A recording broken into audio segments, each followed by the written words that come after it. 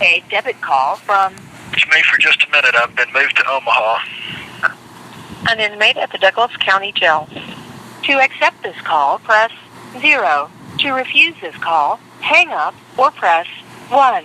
To prevent calls from this facility, press 9. Hello.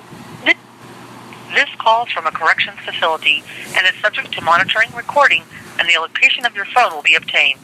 For more information about our privacy policy, please visit www.connectnetwork.com.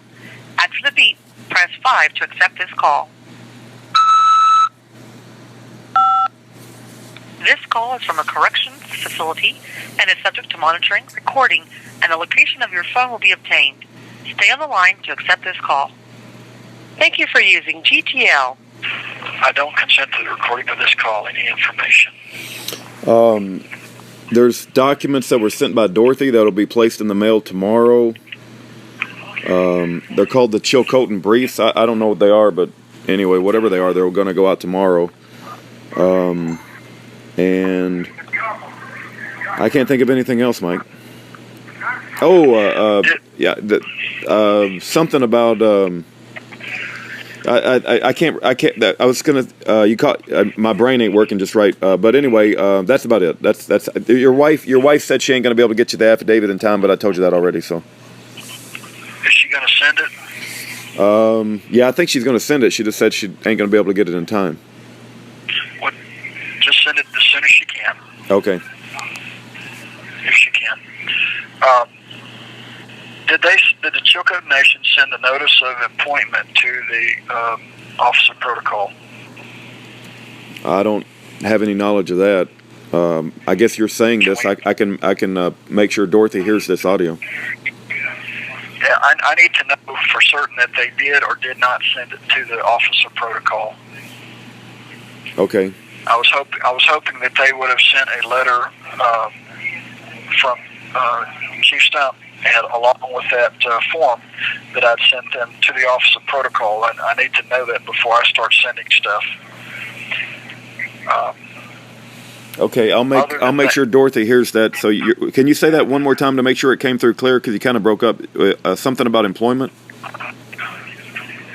Yeah, the notice of appointment. There is a form, a letter of credence that I had sent up there that they made a correction on because it wasn't complete. One of the sentences was missing in it, so I sent it back up there, and I needed to know that they corrected it and sent it to the Office of Protocol at the State Department, along with the notification that that form that I had completed that has all the information. It's a government form.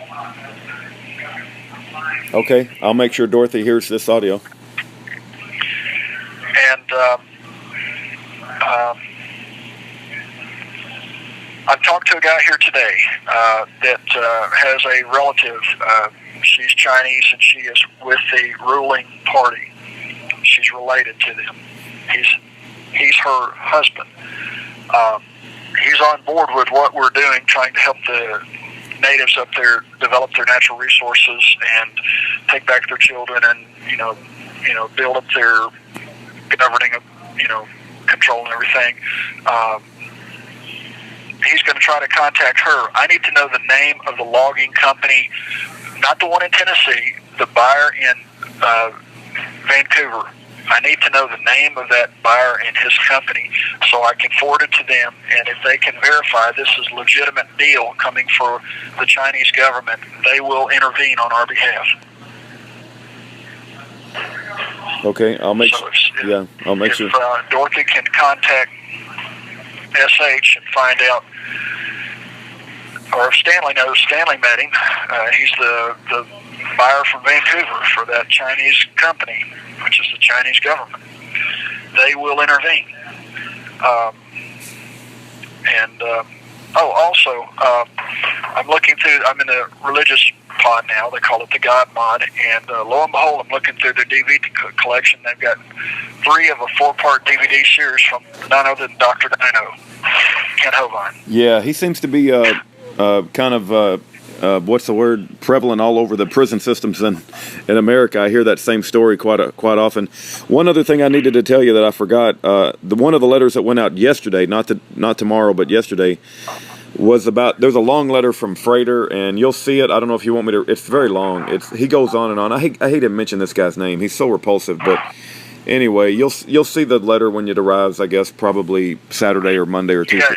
Yeah, he's twisted. He's some kind of low-grade lawyer type or wannabe lawyer type or something, but he's a professional lawyer.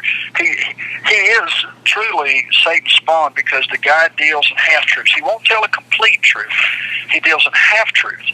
So he's deceptive. He lets people see just a little bit of truth, but then the rest of it is BS. So that's why he will not get that audio of that hearing back in August 1 of last year where I asked him the questions, and he won't get that and present that where they clearly said, no, there was no order for me to appear. He won't do that. He won't go through and get the Covington Leader article where Laxton confessed and told, and it's in the paper, quote, he said, I shot into the uninhabited wooded area across the street at the wolves, and I crossed the street to get a better shot. Admitting that he's the first aggressor shooting into our property at our animals. Well, he's also shooting at me and my wife. But irrespective of that, he's attacking us. And he seems to forget that part about the guy shooting 29 times at us, and he wants to try to twist it into claiming, these guys attacked us, and then they lie, and this moron's going to pick up the lie and run with it, whoever he is. I mean, I'm confident he's some kind of government operative paid. He's going to lie to the rest of the world, but nobody's going to go out of their way this much effort and this much concealment and lies and deception unless they are truly the spawn of Satan or they are some kind of sick, demented individual, because he is a professional liar. Yeah. And for somebody to claim that all they've been doing is turning wrenches for 6 years, I'm not buying it. Yeah. I'm not buying it in the least. Yeah, his hooking up with this Jacqueline Weaver lady is also incredibly suspicious. She's also put out a new article on Wally Drake. I haven't even bothered to read it, but the fact that she's even writing about Wally Drake, it's like, what is going through these people's mind? I just can't even imagine what motivates these people. They must be on some sort of payroll of, the SPLC or something. Yeah, that's what it is. He's just a troll and low level. And anybody that does they see they rely on people to not do research. Anybody that does research will verify this and see. You and I are kindred spirits. We're all about the truth. It doesn't matter what the truth is. We just want the truth, and we stand on the truth. Well, this guy, he pushes an agenda of government worship. He worships the government, a corporation posing as government. It's not even, he references himself as a taxpayer, subject citizen. Yeah. We the people. We're not subject to anybody because we're the creators, and he doesn't seem to want to grasp that. He wants to have everybody, take a knee and bow down and worship Caesar. Well, Caesar's dead, Rome fell. We had a Revolutionary War. We won. King George lost, and, just because of some European morons that have come over here and tried to reenact, king worship, they can take that back home wherever they came from because it's not American, and it's not what Christ said, and it's not what God said. Go back to 1 Samuel chapter 8. Read it and think about it. Use your brain, folks. Yeah. I know y'all know. Amen. I wish he would wake up. I wish he would come out of his little delusional world, wake up and join the rest of us, stand with us on that wall, chipping away at this corrupt system so we can peacefully take back our country and live freely. Yeah, amen to that. Amen to that. We did get a chance, too, to guest host Joyce Rowley, the Power Hour, and we did mention you, and we mentioned how you referred to her as Sister Tin Cats, and we talked about Mike from Tennessee, and we had encouraged people to go to mikeparsons.org. So I pray that people that hear that episode do indeed, check out your story. And I also offered how terrible the FBI is. I called for a dismantling of the FBI within the United States. I talked about how they entrapped your wife, and that that's what they do nowadays. Is they entrap innocent Americans all across this country. Well, thank you for enlightening the people out there. They need to know this stuff, and I'm short on funds. I sent out about $20 worth of mail in the last couple of days and copies. You'll be getting something here in the next couple of days. And if if anybody can reach out to the Second Amendment Foundation to see if they got their information, as well as U.S. Concealed Carry Association.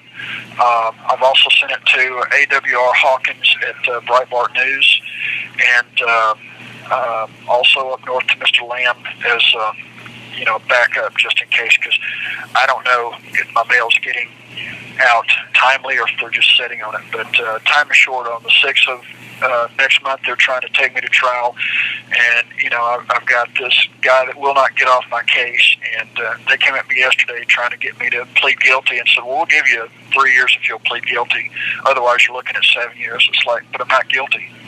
Wow. And they can't wrap their mind around that. Yeah. It's all, let's make a deal. I said, I'm not here to engage in commerce.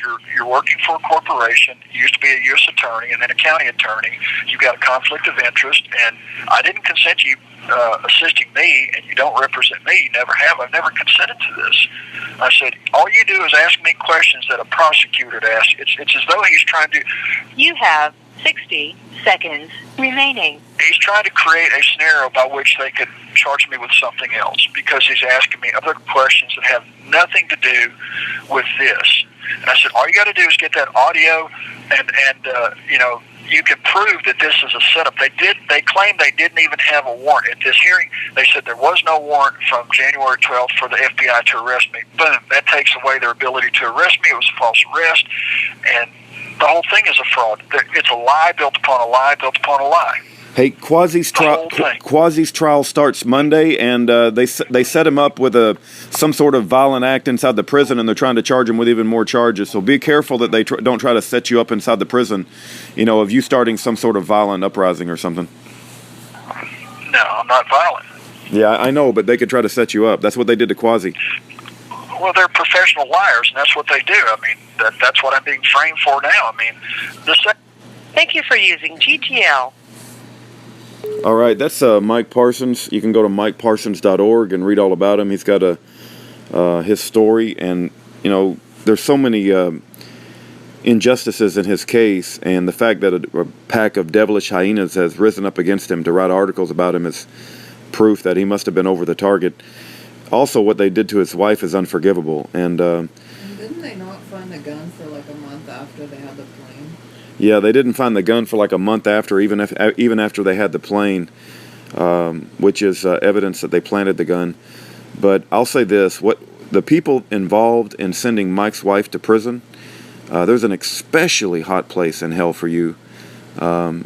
Mike's wife does not deserve to be in prison, and when you went after the man's wife, you crossed the line. And there comes a time when the Lord even says, don't pray for these people, because they don't deserve your prayers. And going after a man's wife, I believe, falls in that category. They've been given up to a reprobate. Yeah, they've been given up to a reprobate mind.